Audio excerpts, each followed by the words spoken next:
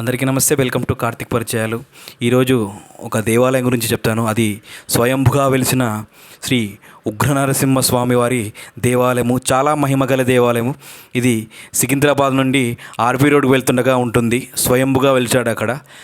ఆ విజువల్స్ అనేవి మీకు క్లియర్గా చూపిస్తాను, చూడండి. ఓకే, ఇదేనండి ఉగ్రనరసింహస్వామి వారి దేవాలయము. లోపల ఇలాగే ఉంటుంది. ఇలా ఎంట్రన్స్ నుంచి లోపలికి వెళ్ళిన తర్వాత లోపల విగ్రహం ఉంటుంది. అక్కడ ప్రతి శనివారం విశేషమైన అభిషేకాలు, పూజలు జరుగుతాయి. ఇక్కడ స్వామివారు స్వయంభుగా వెలిశారని చెప్పి చెప్తారు. కాబట్టి దీంతోపాటు ఇంకొక ప్రత్యేకత ఏంటంటే, ప్రతీ నెల వచ్చే స్వాతి నక్షత్రం రోజు సుదర్శన హోమం చేస్తారండి. సుదర్శన హోమం చేసిన తర్వాత మాడరాని పిల్లలు ఎవరైతే ఉంటారో వాళ్ళకు నాలుక పైన బీజాక్షరాలు అనేది రాస్తారు.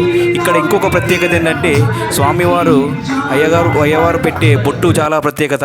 అగో ఇదే చూడండి హోమం. అది ఈ హోమం అనేది పూర్తయిన తర్వాత 12:30 లోపు పూర్తవుతుంది హోమము.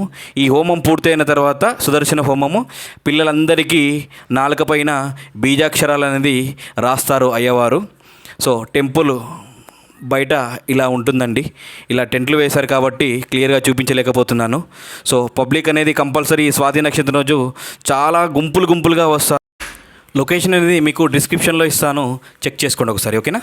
Thank you.